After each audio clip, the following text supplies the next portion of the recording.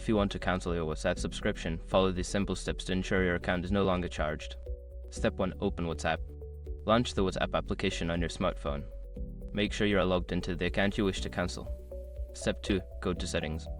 Tap on the 3 dots in the upper right corner for Android or the bottom right corner for iOS to access the menu. Select Settings from the drop-down options. Step 3. Select Account. In the Settings menu, find and tap on the Account option. This will take you to the Account Management section where you can manage your subscription. Step 4. Manage Subscription.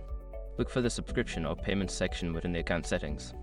Here, you will find the details of your current subscription plan.